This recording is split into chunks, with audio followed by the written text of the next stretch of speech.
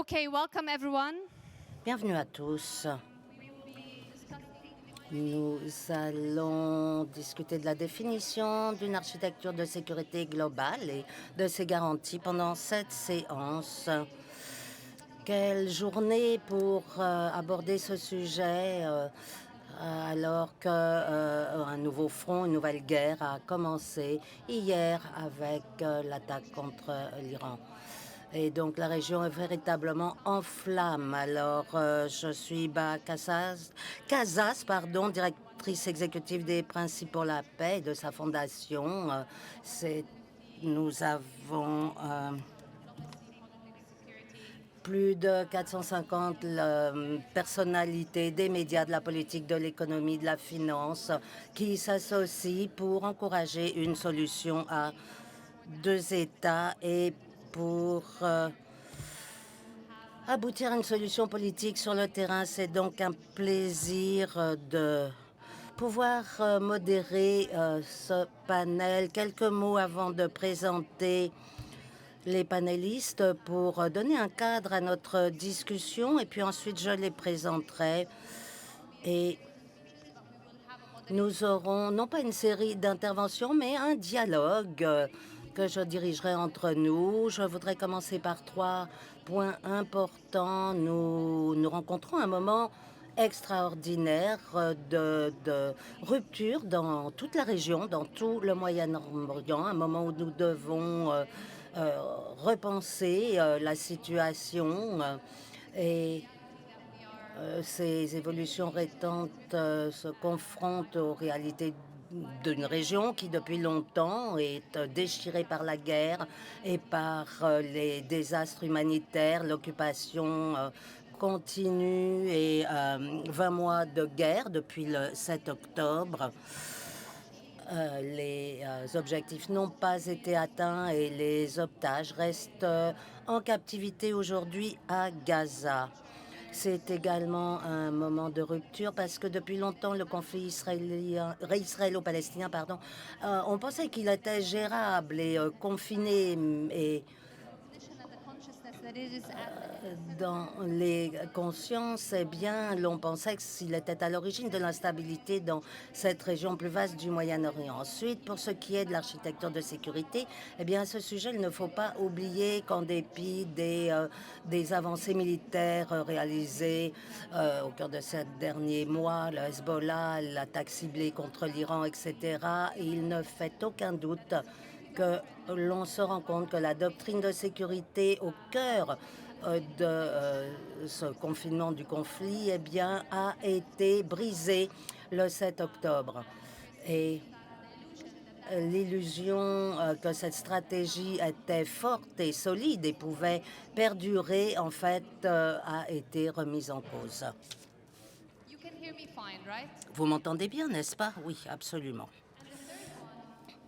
Troisième point, eh bien, tandis que l'on prend conscience et que le conflit israélo-palestinien revient au centre des préoccupations de la communauté internationale, eh bien, on a vu ce qui se passe en Iran, mais on a vu également un basculement des relations entre les États-Unis et cette région, le Golfe, l'Arabie saoudite, avec des zones d'influence et le Hezbollah. On a vu la transition au Liban et en Syrie. On a vu les dirigeants du Hamas également évoluer. Et, l'intervention du président Macron. Et on a vu également qu'il y avait de plus en plus d'expansion des colonies, une expansion de la part des autorités israéliennes.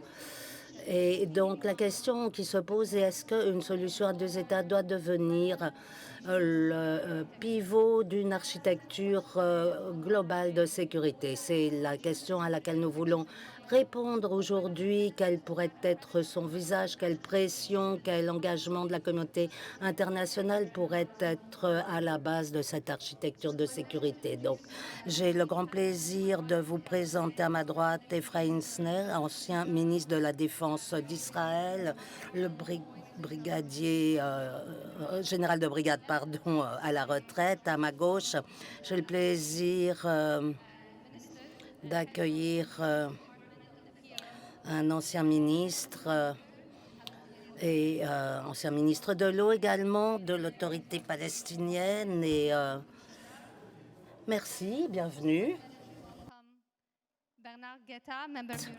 Bernard Guetta, député européen et honorable donc député européen qui est à la tête du comité intergroupe et dirige le comité sur les droits de l'homme. C'est un journaliste connu. Il a de grandes connaissances sur la région du Moyen-Orient. Et merci d'être parmi nous, monsieur.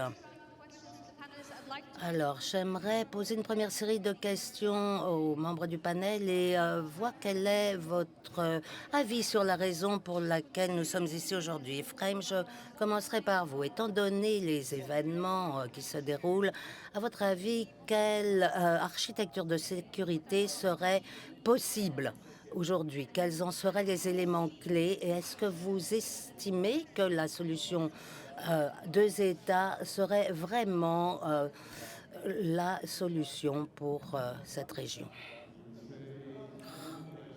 J'irai même plus loin.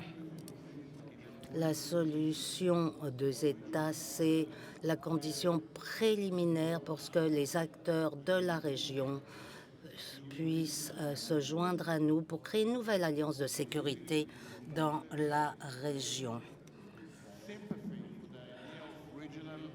En Israël, il y a beaucoup d'enthousiasme pour une sécurité régionale. Nous l'avons déjà évoqué.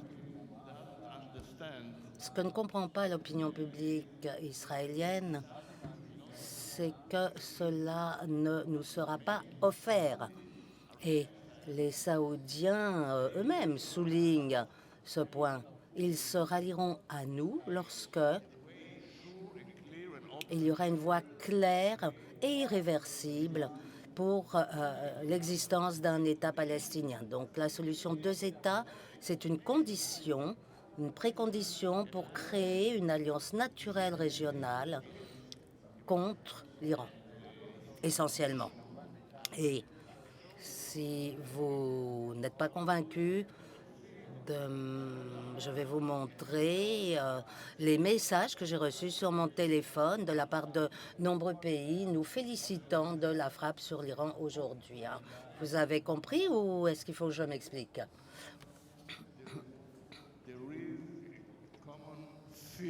Il y a une peur générale envers l'Iran, envers la menace que représente l'Iran dans le monde arabe.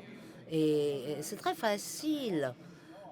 Ça nous rend bien service qu'Israël prenne des mesures pour arrêter ce danger, pour faire obstacle à ceux des gens. Mais la sympathie silencieuse, ce n'est pas suffisant. Il y a nécessité de mesures ouvertes pour former une alliance et ceci passe par la solution deux États. On ne peut pas se moquer de l'opinion publique israélienne.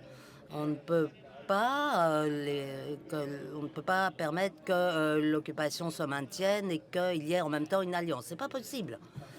Donc la solution deux États et pourquoi elle est bonne, ça nous amène à la question suivante. Bon, merci. C'est toujours intéressant de voir les sondages en Israël, les différentes sources, mais il y a on a vu donc un sondage sur la solution à deux États par rapport à un cadre régional.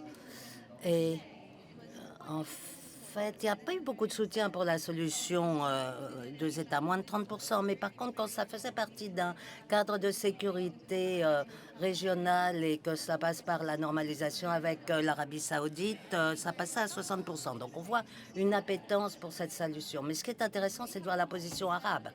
On n'a pas vu ce type d'engagement des pays arabes depuis longtemps, tel que nous le voyons aujourd'hui, parce que l'Arabie saoudite a une position très claire.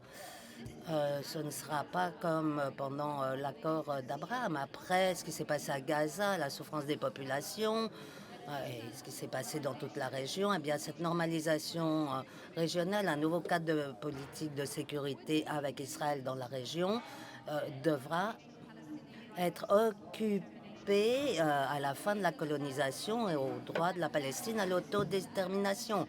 Ça, c'est la position des pays arabes. Mais qu'en est-il de l'opinion publique israélienne? Alors, je vais éclaircir un autre point. Les pays arabes qui parlent d'un cadre de sécurité futur avec Israël ne font pas cela pour être agréable à Israël. C'est en leur faveur qu'ils le proposent. En fait, l'objectif d'une alliance régionale, c'est bon pour tout le monde, pour Israël et les pays arabes. Ça doit être un accord réciproque, pas une faveur que l'on offre à Israël, non. Nous partageons les mêmes intérêts et nous avons également le même ennemi en commun. Le problème, ce sont les extrémistes en Israël qui refusent de mettre en place un État palestinien indépendant et côte à côte avec Israël. Très bien. Passons maintenant à la perspective palestinienne de l'équation. Eh bien, c'est très intéressant de voir la lettre que le président Abbas a envoyée au président Macron avant la conférence de la semaine prochaine. Elle contenait des positions très claires. La position palestinienne sur le 7 octobre, le futur de Gaza, un soutien aux forces internationales afin de mettre en place les garanties de sécurité nécessaires. Que peut-on comprendre de ce courrier? Merci. Alors, avant de répondre à votre question, j'ai été très surprise par ce qu'a dit M. Sney sur le fait que les gens portaient une casquette ou une autre, étaient pour l'Iran ou Israël. Mais non, l'Iran déstabilise la région. On a entendu de la part des Saoudiens, des Jordaniens, des Palestiniens que Israël joue avec la stabilité non seulement de notre région, mais également celle du monde entier, du reste du monde. Donc, je ne pouvais pas commencer à répondre à votre question en m'abstenant de réagir à cette déclaration.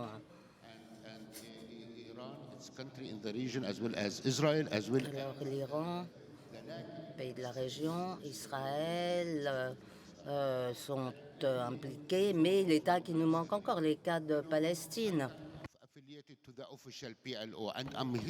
Alors, je suis ici, je représente le PLO officiellement pour obtenir le soutien de la société civile.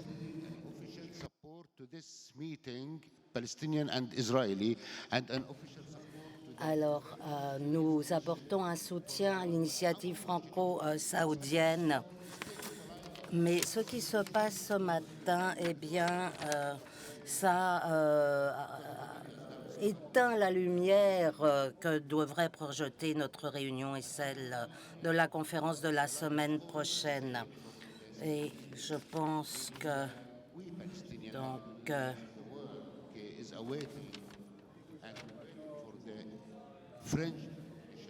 nous luttons pour la reconnaissance par la France de l'État palestinien et par un leadership de la France qui devrait entraîner les autres pays européens et du monde. Ce n'est pas un cadeau, effectivement, c'est notre droit que l'autodétermination en Palestine. C'est notre droit que l'occupation s'arrête. C'est l'avenir, Monsieur Snake, qui doit être construit dans notre région, parce que ça suffit. Il faut commencer à construire une nouvelle ère avec la Palestine, jouissant de la paix et de la prospérité à côté d'Israël. On ne peut pas continuer à vivre face à ce dilemme constant et que la stabilité dans notre région soit sans cesse en jeu. Il faut faire passer ce message. La société civile doit faire passer ce message. Assez, fin au conflit, et il faut une résolution du conflit. C'est pour cela, Iba, que la lettre de notre président adressée au président Macron, ça nous a même surpris, ça m'a surpris moi-même parce que alors je suis à la tête du PLO et nous voulons mettre en place des forces arabes internationales. Nous appelons à ce que le Hamas pose les armes. Nous voulons participer à l'avenir de Gaza. Alors, le Hamas ne doit être qu'un parti politique. Le président Abbas a envoyé un message très clair, très fort.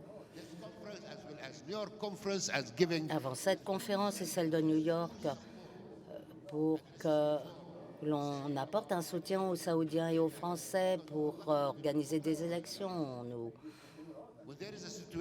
avons besoin d'une démocratie. Nous devons mettre en place des circonstances qui permettent des élections. Mais les gens à Gaza, ils ne pensent pas aux élections, ils pensent à trouver de l'eau, parce qu'il n'y en a pas, à trouver à manger.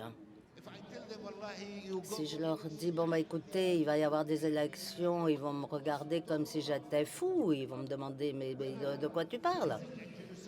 Oh, nous sommes face à un génocide. On ne peut pas parler d'élection dans cette situation-là, mais on pourra organiser des élections lorsque les temps le permettront. Mais nous sommes vraiment engagés à l'organisation d'élections comme partie à part entière de la réforme. Monsieur Sney, nous mettrons en place des réformes pour nous. Et en toute légitimité. Et donc nous adressons ce message au monde entier, mettre en place des réformes, relever les défis, surmonter la division. Le Hamas et le Fatah doivent mettre fin aux divisions. Ils doivent parvenir à un consensus. Il faut être fort. Et les Saoudiens, M. Macron, devront faire entendre leur voix haut et fort. Il faut qu'ils parlent de l'État palestinien, d'un État uni, unifié.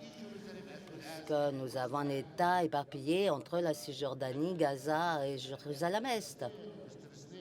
Et M. Sney, ça va arriver un jour. Pensez à Naplouse, pensez aux autres endroits. Et M. Olmert,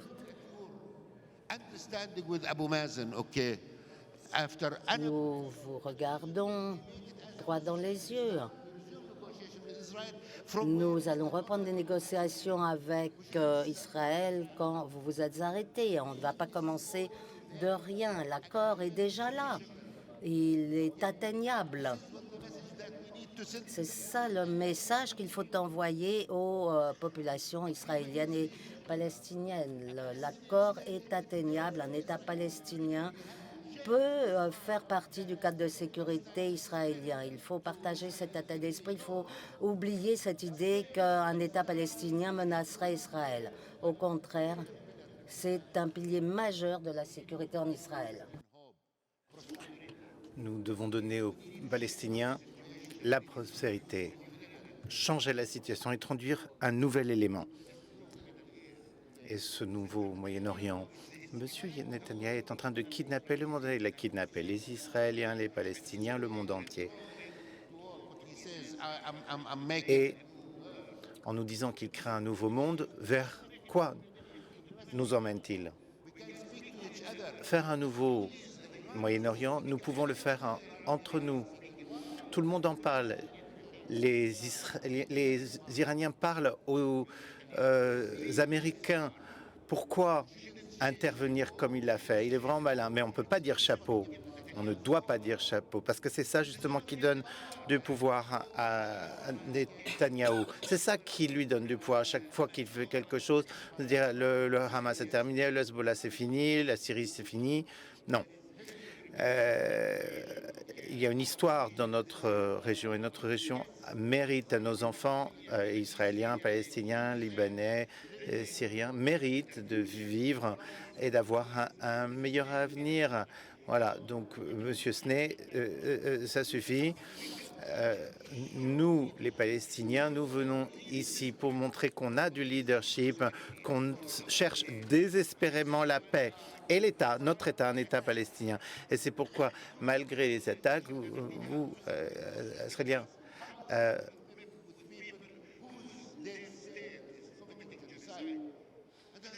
devez vous désolidariser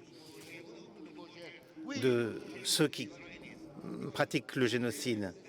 Nous négocions avec les Israéliens parce que moi, je ne crois pas qu'aux Israéliens, tout le monde soutienne le gouvernement. On voit votre administration et nous voyons les gens dire ce n'est pas quelque chose, ce n'est pas en notre nom. Vous ne pouvez pas faire ça en notre nom. Les enfants, on ne peut pas les tuer. Les enfants, c'est des enfants. Ils sont ni israéliens, ni juifs, ni chrétiens, ni musulmans, etc. Les enfants sont des enfants.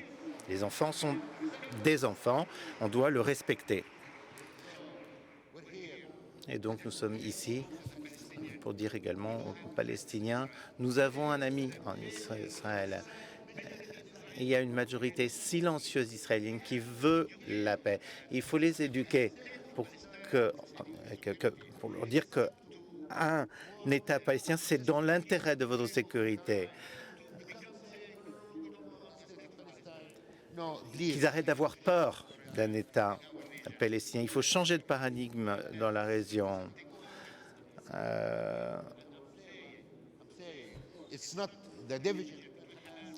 La division entre Hamas et le Fatah n'est pas une question internationale, c'est une question palestinienne, interne, un défi pour nous. C'est à nous de mettre la fin à ces divisions et de montrer que nous sommes capables de faire fonctionner un État. Merci. Je rebondis sur 3 points importants qui sont au cœur du débat et de l'architecture de paix de la région. D'abord, ce que vous avez sur la lettre du président Abbas, la position de l'OLP sur l'avenir de Gaza. C'est très clair dans la lettre du président Abbas que, c'est ce qu'il a dit, qu'il n'y avait pas de rôle pour le Hamas dans la gouvernance à Gaza. Il a parlé d'une Palestine, d'un État de Palestine démilitarisé, expression qu'on entend beaucoup, qu'on trouve dans cette lettre et ailleurs. Et vous avez parlé d'un mécanisme international qui donne des garanties de sécurité, mais également des garanties de sécurité mutuelles, car ce sentiment d'insécurité est quelque chose qui est vraiment partagé par les Israéliens et les Palestiniens aujourd'hui. Et ce qui me frappe quand on compare l'opinion publique, c'est du côté palestinien, les statistiques, je vais vous montrer d'ailleurs un des sondages de nos amis, je vois Nida là ici, nos amis de la coalition pour la solution des États a fait un sondage pour regarder qu'il y en a du soutien à cette solution. Et du côté palestinien, c'est plus de 51%. Ça n'a jamais été aussi élevé. Plus de 51 personnes. Et plus 19 personnes qui soutiennent une solution à 2 États dans le cadre d'une confédération. Donc malgré toutes les politiques, tout ce qu'ils vivent sur le terrain, à quoi j'aimerais revenir d'ailleurs, pour ce qui est des réalités de la Cisjordanie, parce qu'on parle tous de Gaza, mais que se passe-t-il aujourd'hui en Cisjordanie avec le plus grand nombre de personnes déplacées depuis 1967, avec tentative de s'aborder l'autorité palestinienne. Qu'est-ce qui se passe aujourd'hui avec les roadblocks, les obstacles à la solution à 2 États? La situation est vraiment alarmante en Cisjordanie. Et c'est pourquoi, même Hiba, je vous remercie pour ces questions. À la communauté internationale d'intervenir, parce que sinon, il n'y aura plus d'issue. Plus personne ne parlera plus jamais solution à deux États s'il y a annexation.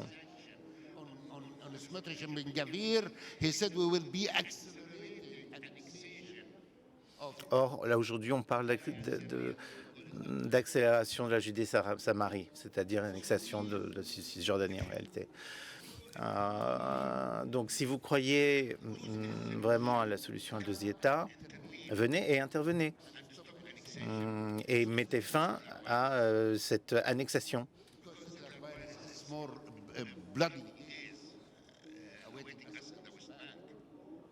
Parce que sinon, ce sera le bain de sang en Cisjordanie, cette domination, ce qui se passe avec les camps de réfugiés à Jenin ou à Tulkarem. Je viens de Tulkarem. Il y a 45 000 personnes qui sont dans la rue. Ces personnes âgées qui travaillent, ils n'ont même pas le droit de retourner dans les camps de réfugiés. Et tous les jours, on leur délivre de nouveaux permis de destruction. Elles sont des familles nombreuses. Et aussi, on détruit 100 maisons, ça veut dire que vous avez en gros 1000 personnes qui se retrouvent sans maison. Donc ces gens qui n'avaient rien, qui maintenant n'ont plus de maison. 10% de Gaza blessés ou tués, plus tous les déplacés. Situation donc très très grave, très alarmante, très dangereuse. Que vivent les Palestiniens et la cause palestinienne. Mais bon, wallahi, peu importe. Les problèmes passent et nous restons déterminés à créer un État palestinien, à nous autodéterminer et à mettre fin à l'occupation. Si la solution des États fonctionne, ça nous ira. On pourra vivre ensemble, nous aimer les uns les autres avec des droits égaux, etc. Mais maintenant, allez, parce que personne ne parle d'autres alternatives autres que la solution à deux États. Donc, dans ce cas-là, de grâce, défendez cette solution. Ne permettez pas l'annexation. Dès qu'il y aura annexation, ce sera game over. Et nous ne méritons pas cela. Tous les gens de bonne volonté qui travaillent, qui croient que les négociations sont possibles. Monsieur Olmert, effectivement, a trouvé un accord avec Abou Mazen. Cet accord était possible. Wallahi. Il y avait peut-être qu'un petit pourcentage. Je vais m'en tenir là, bien sûr. Mais enfin, parce qu'il faut que c'est quand même un moment historique d'avoir Monsieur Olmert avec toutes les initiatives qui permettent de réunir les deux parties, les deux peuples. Un accord pacifique. Nous le soutenons. 2.8, 6% with equal land swap, it's reachable. Avec 1%, 6%, etc. d'échanges de terres, c'est faisable. En travaillant ensemble, on peut y arriver. On l'a prouvé à travers l'histoire qu'on est capable de vivre ensemble. Mais la haine, là, il faut travailler là-dessus. Les Israéliens doivent connaître mieux les Palestiniens. Les Palestiniens doivent mieux connaître les Israéliens. Il faut se parler, il faut dialoguer les uns avec les autres. Désolé. Ok, donc j'en passe. J'aimerais bien entendre votre perspective, votre point de vue sur la situation actuelle. Quelles sont les ouvertures, les perspectives possibles? Et j'aimerais aussi beaucoup, outre votre analyse de la situation, savoir où vous en êtes, si vous voulez, du point de vue où vous vous positionnez dans la structure européenne. Comment est-ce que l'Europe peut devenir un acteur plus stratégique? Parce que ce qui se passe au Moyen-Orient a des répercussions importantes ici en Europe, mais également pour la sécurité internationale, pour tout ce qui a trait aux grandes diasporas que vous hébergez, l'antisémitisme, le croissance, enfin tout ce qui se passe en Europe. Comment est-ce que vous voyez l'impact de ce qui se passe au terrain? Est-ce qu'il y a des points d'entrée? Est-ce qu'il y a des ouvertures? Et puis, comment est-ce que l'Europe peut davantage s'impliquer dans la conjoncture actuelle? Bon, ça fait beaucoup de questions en une seule question. On va essayer de prendre ça dans l'ordre. Le bombardement de cette nuit sur l'Iran pourrait ne pas être absolument, totalement une mauvaise chose s'il y avait un autre gouvernement en Israël. Avec un autre gouvernement qui dirait, eh bien voilà, le Hamas est brisé, le Hezbollah est brisé, la Syrie de Assad est brisée, maintenant le régime iranien a les dents cassées, nous tendons la main aux Palestiniens pour construire la paix sur la coexistence de deux États. Oui, très bien. Malheureusement, nous savons que ça ne sera pas le cas. Nous savons que M. Netanyahou ne tendra pas la main aux Palestiniens après ces bombardements contre l'Iran. C'est la première question. La deuxième question, que peut l'Europe? J'entends tout le temps ça, que peut l'Europe? Je l'entends à propos évidemment d'Israël-Palestine, je l'entends à propos de l'Ukraine, je l'entends à propos du Mercosur, je l'entends à propos de tout sans exception. La réponse, pour le Proche-Orient comme pour tous les autres sujets, est la suivante. Mais que peuvent les autres? Mais que peuvent les autres? Est-ce que les résultats des États-Unis au Proche-Orient sont si brillants? Écoutez, je ne crois pas. Si ce n'était pas aussi grotesquement obscène, l'histoire de Gaza Riviera ferait pleurer de rire le monde entier. Et à part ça, quoi? Quelles sont les propositions américaines? Quelles sont les propositions chinoises? Quelles sont les propositions russes, australiennes, je ne sais pas, etc. En revanche, je vois l'Europe se réveiller, car comme tout le monde sur ce dossier, elle dormait, enchantée d'un statu quo totalement illusoire, mais enchantée de ce statu quo. Elle se réveille pour deux raisons qui sont assez profondes, les deux. C'est que, premièrement, la culpabilité européenne vis-à-vis non pas d'Israël, mais du peuple juif, cette culpabilité qui avait conduit si faussement les Européens, ou la plupart des Européens, à acquiescer à toutes les politiques israéliennes, quelles qu'elles soient, y compris les plus folles, et les plus folles y compris pour Israël. Eh bien, cette culpabilité, aujourd'hui, ne disparaît pas, mais elle devient moins aveugle, beaucoup moins aveugle. Et je vois notamment au Parlement européen mes collègues allemands, je ne parle pas des groupes d'extrême droite, mais conservateurs, centristes, sociodémocrates, verts, mes collègues allemands qui il y a encore 6 mois ne voulaient pas entendre parler et bloquaient toute tentative en ce sens d'une résolution condamnant la poursuite des bombardements sur Gaza. Eh bien aujourd'hui, ils ont considérablement évolué.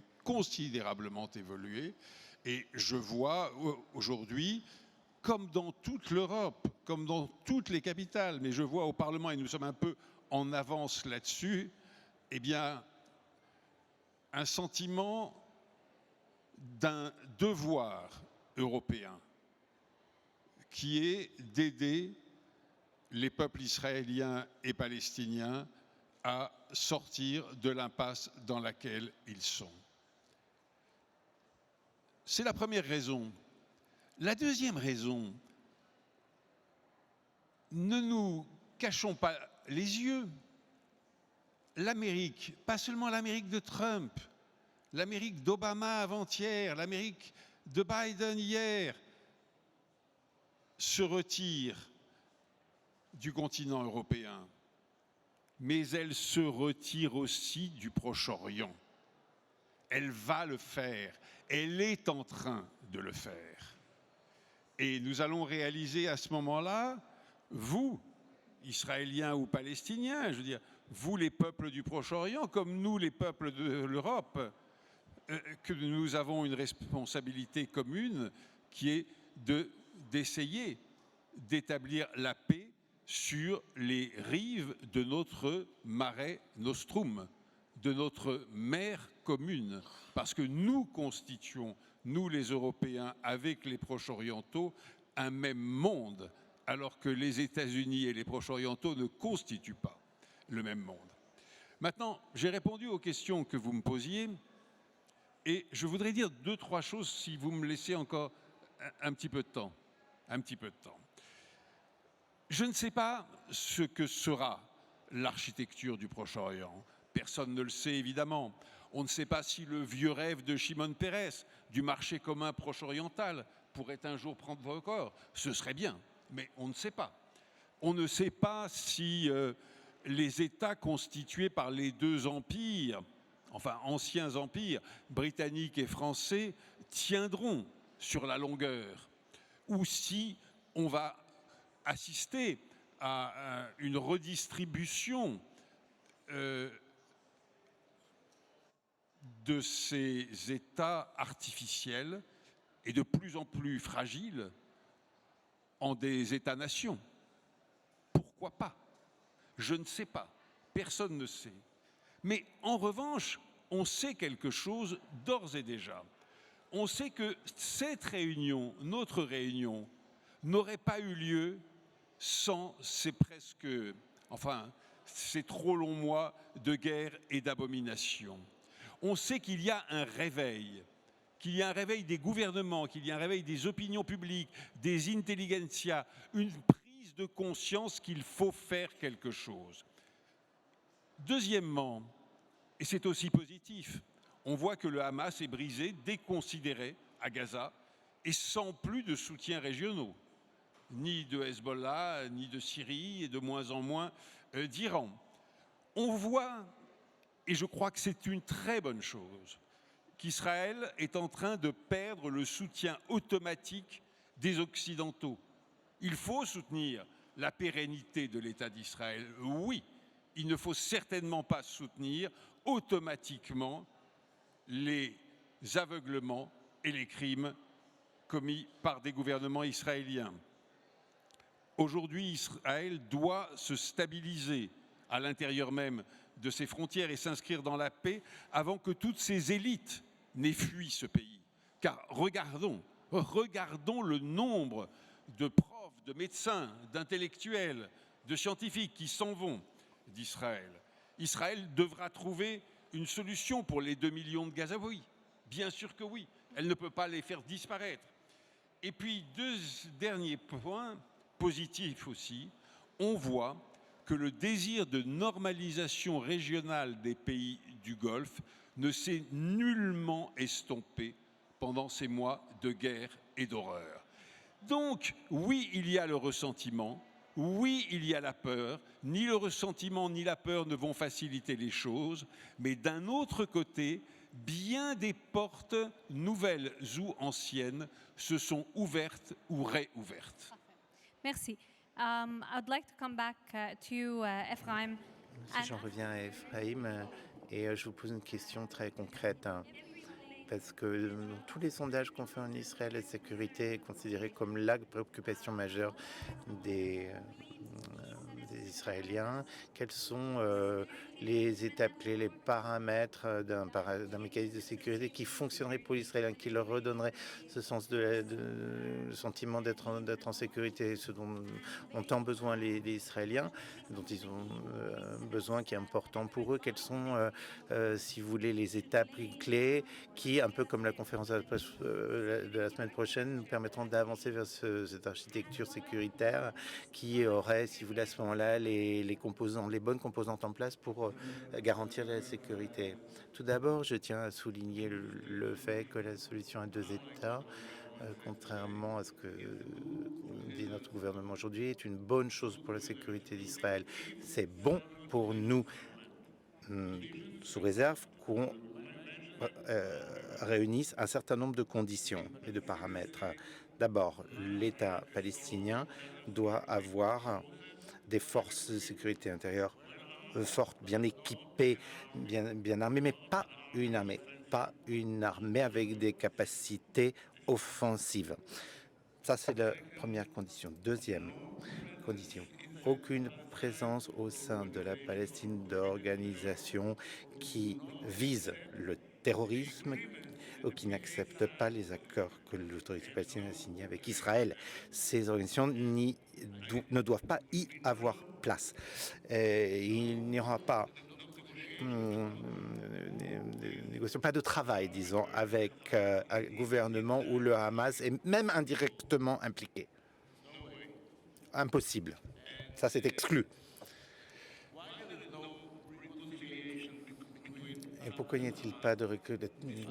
Et tant qu'il n'y a pas de réconciliation entre Fatah et Hamas, et pourquoi c'est le Maghreb? Eh bien, parce qu'ils ont des visions différentes de l'avenir et de la nature du futur État palestinien. Donc, arrêtez les bêtises. Il n'y aura pas de réconciliation Fatah-Hamas.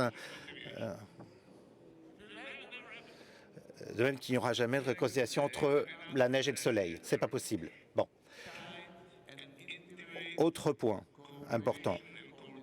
Une coordination, une collaboration très intime, très serrée entre les agences de renseignement et de sécurité de la Palestine et d'Israël. Ça fonctionne, ça a commencé en 2006, à l'époque où Ehud Olmert était Premier ministre et avec l'aide des Américains, et ça a fonctionné très bien jusqu'à aujourd'hui, malgré toutes les mesures que le gouvernement de Netanyahou adopte contre l'autorité palestinienne. Malgré tout, ça fonctionne. Pourquoi? Parce qu'on a un ennemi commun. Salah Harouri, qu'on a tué à Beyrouth, n'est pas simplement en train d'organiser des attaques terroristes contre les Israéliens, mais également il a organisé l'assassinat, ça n'a pas fonctionné, de Mahmoud Abbas. Donc c'est un ennemi partagé, il faut le dire très clairement, et c'est la raison pour laquelle nous avons si bien réussi à travailler ensemble avec de bonnes relations.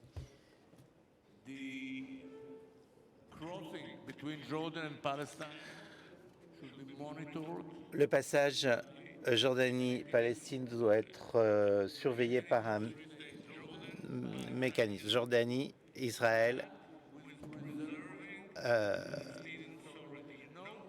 tout en préservant la souveraineté palestinienne. Il ne faut pas un accord qui viole la souveraineté palestinienne et il faut bien le surveiller.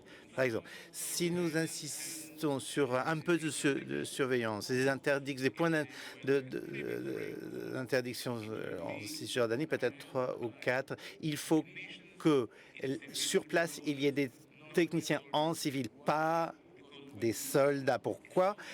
Parce que c'est dans notre intérêt, des Israéliens, c'est pas dans notre intérêt de mettre en place des signes qui tendent à montrer que l'occupation se poursuit. Donc les symboles de la souveraineté palestinienne doivent être strictement respectés.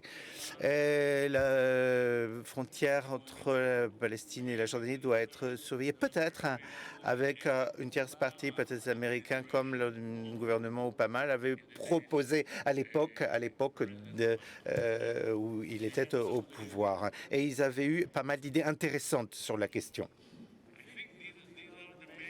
Pour moi, ce sont là, si vous voulez, les prérequis importants. Et s'ils sont réunis, à ce moment-là, il y aura une situation de sécuritaire satisfaisante pour les Palestiniens, pour les Israéliens. C'est faisable, en plus. Et puis peut-être un dernier commentaire qui s'adresse à pour répondre à ce qu'il a dit. Moi, je ne fais pas partie du chorus de ceux qui demandent ou qui exigent des réformes en Palestine. Savez-vous pourquoi? Parce que je connais très bien le Moyen-Orient et la Palestine n'est pas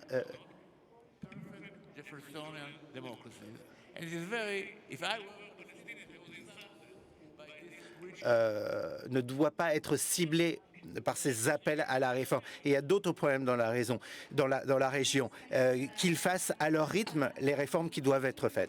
Moi, je serais insulté si j'étais palestinien et que j'entendais ça en permanence. Alors, je rends la parole à Shada pour une petite intervention, mais ensuite, j'aimerais quand même avoir quelques questions, d'entendre quelques questions de la salle. Shada, nous avons entendu Ephraim qui nous a donné un certain nombre des paramètres d'un accord sécuritaire qui satisferait Israël. Et je voulais demander, du point de vue palestiniens? Quels pourraient être certains des ingrédients cruciaux pour un accord qui soit efficace, qui permettrait effectivement et qui satisferait les Palestiniens? On parle de la réalité de l'occupation, de la réalité que vivent les gens. Ça paraît très, très lointain, très conceptuel d'imaginer quelle pourrait être cette nouvelle réalité quand on voit que les colonies se développent et quand on entend toute la rhétorique qui vient du gouvernement israélien. Donc qu'est-ce qu'on peut dire, qu'est-ce que les Palestiniens peuvent nous demander? Qu'est-ce qui permettait de construire un accord qui fonctionnerait pour les Palestiniens? Eh bien, nous serions déjà heureux que l'occupation prenne fin, très honnêtement. On peut parvenir à un accord, comme j'ai dit tout à l'heure. C'est ce que nous disons tous dans notre pays. C'est possible de parvenir à un accord. Et donc, avec l'initiative qui est lancée à l'heure actuelle, il faut voir sur quelles questions Israël et la Palestine peuvent s'accorder. Le problème, c'est l'occupation. Et pour mettre fin à l'occupation, eh bien, c'est le devoir d'Israël, car cette occupation est illégale et elle est jugée comme telle par le tribunal international et les Nations Unies, par la Cour internationale de justice, je voulais dire. Et donc, toutes les actions à Jérusalem et ailleurs sont condamnées. Mais on ne peut pas en discuter pour l'instant avec le gouvernement israélien. Il faut une réconciliation entre non seulement le Fatah et le Hamas, mais également avec le gouvernement israélien, avec une feuille de route pour pouvoir discuter des modalités. La sécurité, ce n'est pas uniquement un problème limité à Israël et à la Palestine, c'est un problème régional. Il faut bâtir un cadre de sécurité qui permette à tous de vivre.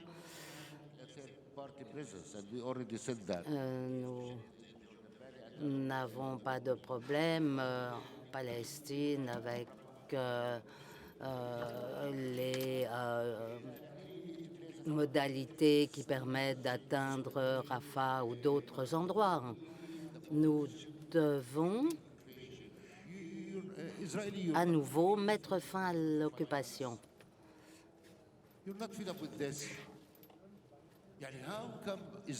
Pourquoi est-ce que les Israéliens acceptent cette occupation du territoire d'une autre population?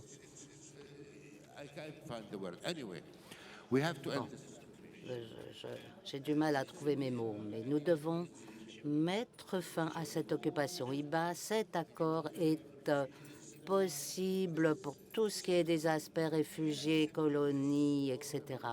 On a accepté ces frontières à Mazen et au Dolmert ont passé de longs moments à discuter des pourcentages. Donc on a dit, bon, Israël peut annexer de 65 à 70% des colonies et puis avoir d'autres territoires et ce serait rendu en même quantité et qualité à Gaza et en Cisjordanie. Et donc c'est possible de parvenir à un accord sur les réfugiés, sur Jérusalem. Mais il faut qu'existe la volonté politique dans ce sens. Si vous pensez que par la force, on peut refaçonner le Moyen-Orient et ou que les Palestiniens acceptent la situation, non, ce ne pourra être que par la force. Merci. Shabbat, c'est toujours très intéressant lorsque nous organisons des réunions de notre coalition et que nous avons des discussions. Et au début, en général, on se dit Israël veut la paix et soumet la proposition à la Palestine qui dit non, le problème il vient des Israéliens, tandis que les Israéliens rétorquent non, non, c'est du côté palestinien que le problème existe et vice-versa sans cesse. En fait, je pense que de nombreuses occasions ont été perdues dans le passé. Et là, maintenant, soit il va falloir saisir de nouvelles opportunités ou vivre une catastrophe. Donc, allons-nous saisir cette nouvelle occasion qui s'offre à nous aujourd'hui et essayer de mettre sur pied ce cadre de sécurité et de politique dans la région. Alors, il y a de nombreuses questions. Est-ce que vous pouvez vous lever, s'il vous plaît? Take one. A few people had their hands up, please. Alors, je vais donc prendre les questions des personnes qui ont levé la main. Merci de ce débat. Je souhaiterais d'abord souligner un angle mort dans ce débat. Et ce sont les récits, les discours du côté israélien et du côté palestinien. Parce que ce sont ces récits qui alimentent le conflit, la terreur et la politique très agressive de Netanyahou. La société civile, qui est représentée par certains leaders ici, Monsieur le maire, Monsieur Al-Kwanti et d'autres organisations d'ailleurs sont également représentées ici, s'efforce de changer ces récits. Et ce que nous attendons de vous pour donner naissance à un nouveau récit qui porte sur la nouvelle conception,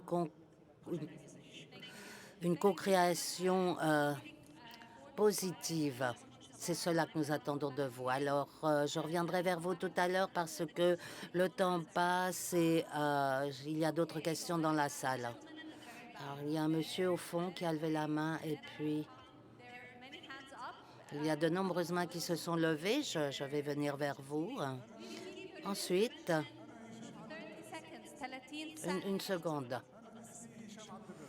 أنا من غزة أهلا وسهلا. وصلت قبل حوالي ساعتين. أنا Je suis arrivé ici il y a 2 heures. J'ai été prisonnier dans les geôles israéliennes pendant 21 ans. Et je suis le premier ministre nommé par l'autorité palestinienne représentant les prisonniers.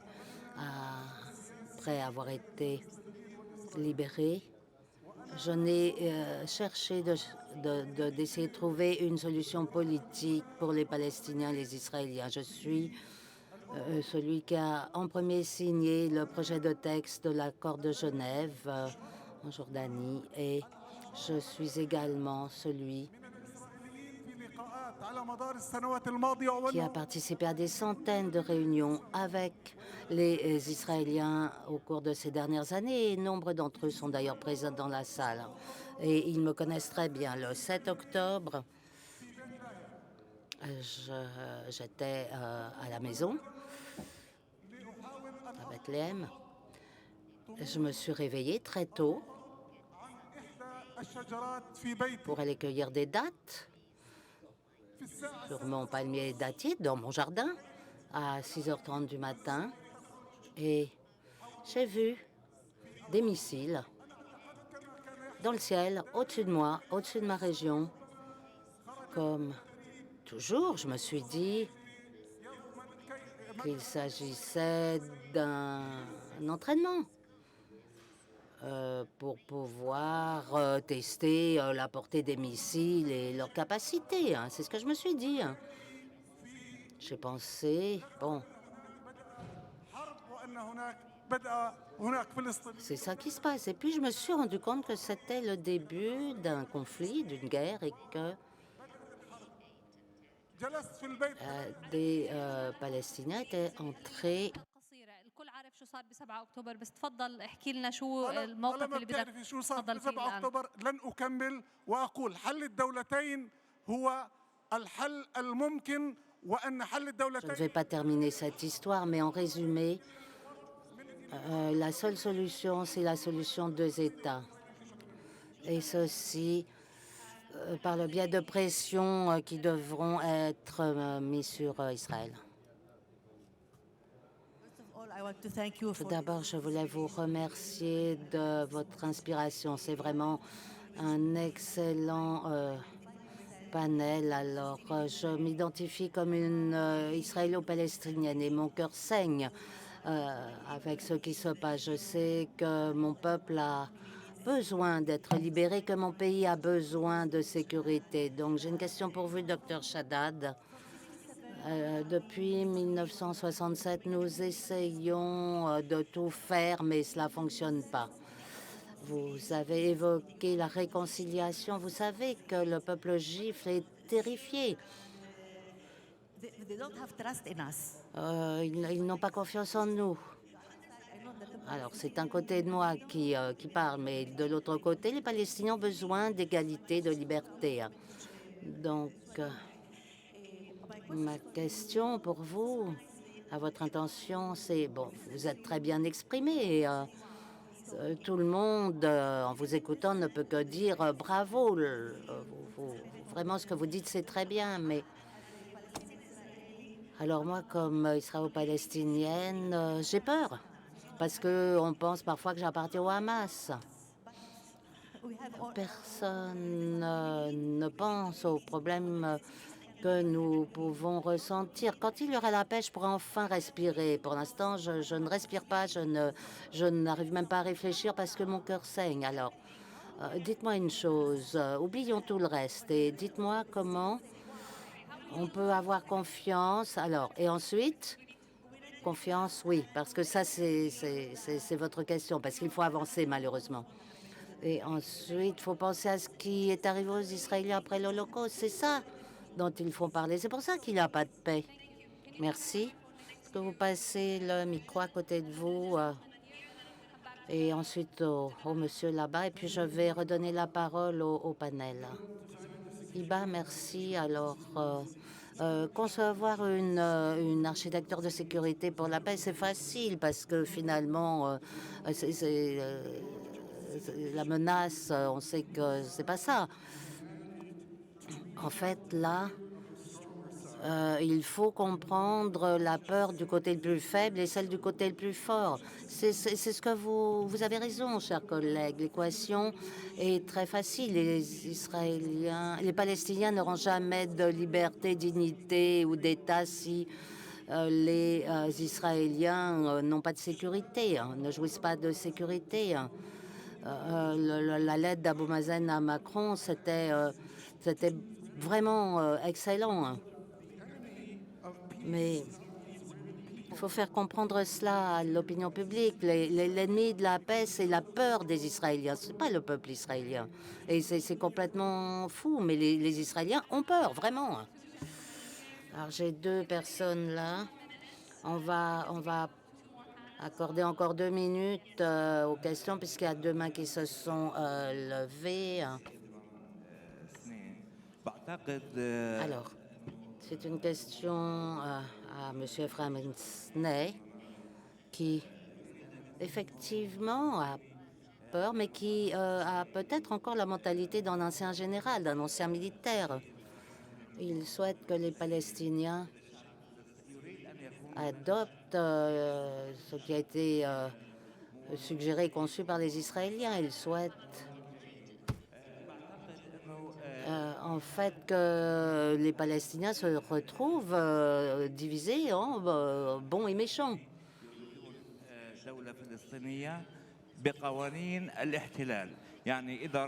Mais la solution pour Israël, c'est toujours fondée sur la sécurité en priorité. Ils ne prennent pas en compte la question de l'occupation. Il ne peut y avoir de stabilité ou de sécurité pour les Palestiniens si des limites et des règles sont imposées par la puissance occupante. Nous souhaitons que l'occupation se termine, prenne fin. Nous voulons que la région soit sûre pour les Palestiniens et qu'ils puissent prendre des décisions souveraines. أبس بدي أوجز. نعم، أنا طالب الحارثي، أنا دكتور طالب الحارثي، درست في ألمانيا وطبعا Je suis le docteur Taliban Harindi. J'ai fait mes études en Allemagne. J'ai passé 2 ans de détention administrative en Israël et jusqu'à présent, je ne comprends pas, je ne comprends toujours pas pourquoi j'ai passé 2 ans en prison en Allemagne. J'ai visité le camp d'Auschwitz et de nombreux autres endroits et j'ai toujours été en faveur de la paix. J'ai toujours plaidé pour la paix. Ma maison a été démolie par les Israéliens, mais j'ai créé néanmoins une association en faveur de la paix en Palestine. Et nous attendons la paix avec impatience. Nous voulons voir la paix établie. Nous voulons mettre fin aux humiliations dont nous avons souffert. Comment pouvons-nous vivre sans dignité? Alors, encore une ou deux questions. Ensuite, je vais demander aux membres du panel de répondre aux questions qu'ils souhaitent. Donc, je ne peux pas prendre plus de questions que les deux à venir. Alors, je vais essayer d'être rapide. Je suis co-directeur du réseau pour la démocratie en Palestine pour faire prendre conscience de la nécessité de sécurité.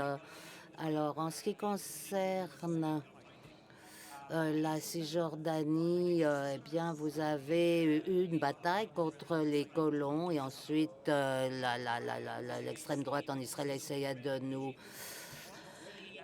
faire partir. Et ensuite, l'autre combat, c'est contre le fait que le régime iranien s'ingère.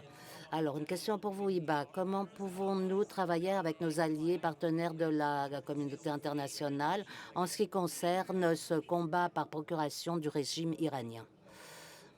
Oui, à vous. Je m'appelle Ashman, je viens de Gaza.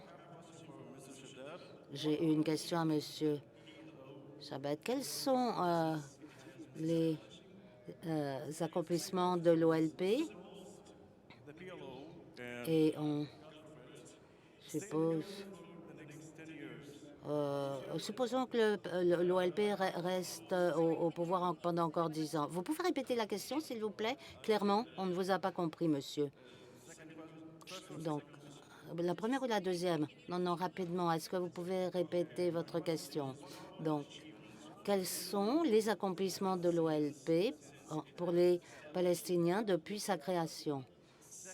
Et ensuite, deuxième question, imaginons que l'OLP reste au pouvoir pendant les 10 années à venir et Dieu nous en garde. Quelles sont les perspectives d'avenir pour la Cisjordanie et Gaza? Et autre question, vous, M. Sney,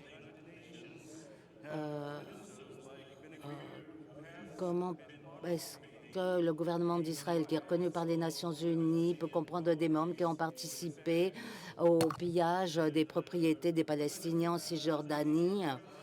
Et en tant qu'habitant de Gaza, bon, bien sûr, j'aime ma famille.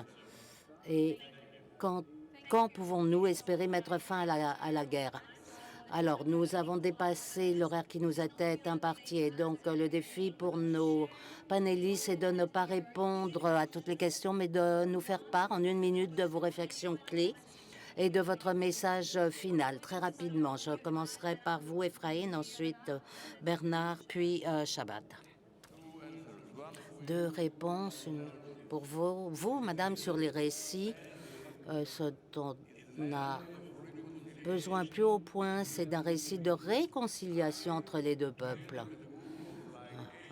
Moi-même et un groupe de plusieurs Israéliens et Palestiniens avons rédigé un tel récit de réconciliation qui est disponible à tous ceux d'entre vous qui voudront me donner leur adresse mail. Et donc, je suis participant actif au réseau OLMEP, qui est ici et son responsable est ici.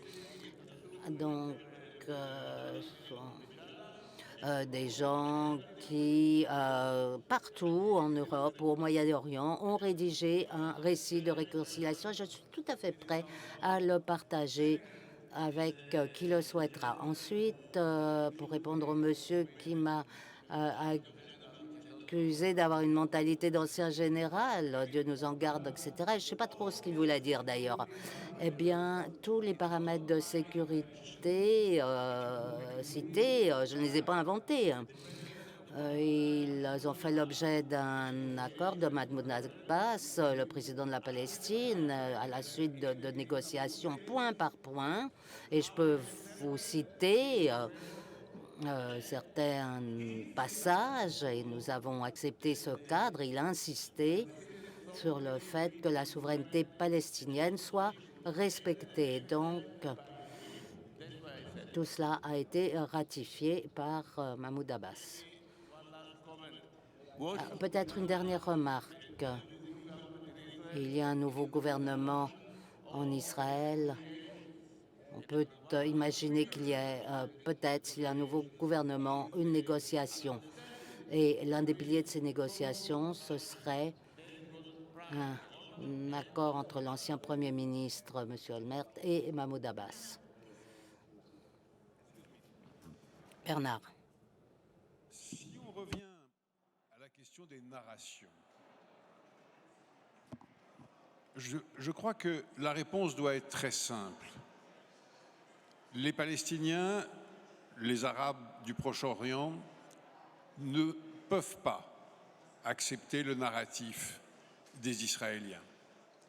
Les Israéliens ne peuvent pas accepter le narratif des Palestiniens.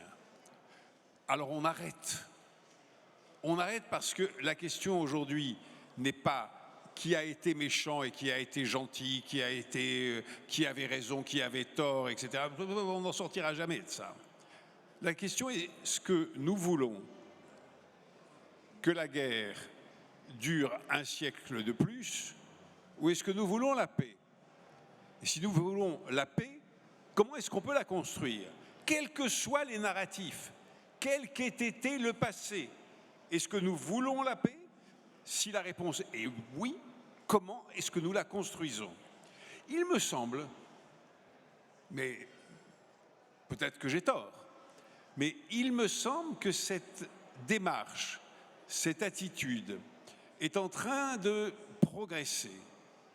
Il me semble qu'on commence, je dis bien qu'on commence, à sortir de la bataille des narratifs et que l'on commence à entrer dans la bataille du « qu'est-ce qu'on fait maintenant ?» Encore une phrase. Le nom de Jean Daniel, le fondateur du Nouvel Observateur, vous dira peut-être à quelques-uns quelque chose. Il avait l'habitude de dire dans les conférences de rédaction de l'Observateur « Je vous rappelle que nous ne sommes ni pro-israéliens, ni pro-palestiniens, mais que nous sommes pro-paix. » Je vous remercie. Well, just to Eh bien, concluding, afin de répondre et en même temps de conclure, eh bien, bien sûr, nous sommes occupés, mais nous devons réagir par rapport aux peurs d'Israël. Et ils n'ont jamais tenté de mettre fin à l'occupation et à faire preuve de justice et d'équité. Et à mettre en place de nouvelles conditions en faveur de la prospérité. À ce moment-là, on pourrait imaginer l'avenir d'un futur État. Et il faut également coopérer sur les transports, l'eau, l'environnement entre nos deux pays et travailler ensemble et construire sur ces bases. Ensuite, il faut également s'adresser à l'opinion publique israélienne et leur faire part de notre récit pour qu'ils nous comprennent mieux. Nous avons les mêmes problèmes puisque nous avons peur les uns des autres. Il faut donc communiquer, mais il faut pouvoir avoir accès à leurs canaux de communication. Nous savons qu'il y a des obstacles, des barrières à cet accès. Certaines personnes pense que, enfin bon, il y a des Israéliens qui ne savent pas où se trouve Ramallah. Et bon, à Gaza, l'OLP représente le peuple palestinien. Elle doit être réformée, bien sûr, mais votre question de savoir qu'a fait l'OLP pour la Palestine, eh bien, elle représente les Palestiniens aux Nations Unies. Elle signe, il signe des conventions et des accords et garde cette question vivante. Donc, il ne faut pas accepter la situation actuelle. Il faut renforcer l'OLP et qu'il ne meure pas parce qu'il représente tous les Palestiniens de la gauche à la droite et ceux qui ne sont ni d'un côté ni de l'autre. L'OLP, c'est notre organe représentatif. Il faut le conserver et le réformer. Merci à tous les membres du panel. Je ne veux pas encore retarder la pause déjeuner, mais je voudrais quand même résumer en plusieurs points ce qui a été dit sur les piliers de l'architecture de politique et de sécurité. On a parlé de solutions viables, ancrées dans les garanties de sécurité, ce qui demande également la reconnaissance de l'État palestinien. Donc on soutient cela et un cadre régional de politique et de sécurité. C'est un pilier important basé sur des garanties conjointes, des responsabilités partagées et un cadre et une implication de la communauté internationale. Il faut que les acteurs régionaux augmentent la confiance et construisent les capacités. On a entendu un fort appel sur l'urgence que représente la fin de la guerre et la crise des otages qui continue à être un fléau dans la région et qui est au cœur de cette question. Cela inclut également un accès immédiat à l'aide humanitaire sans limite. Il faut également construire des capacités de sécurité et de gouvernance. On a parlé de coopération de sécurité, du fait que c'était une garantie fondamentale, y compris pour la sécurité d'Israël.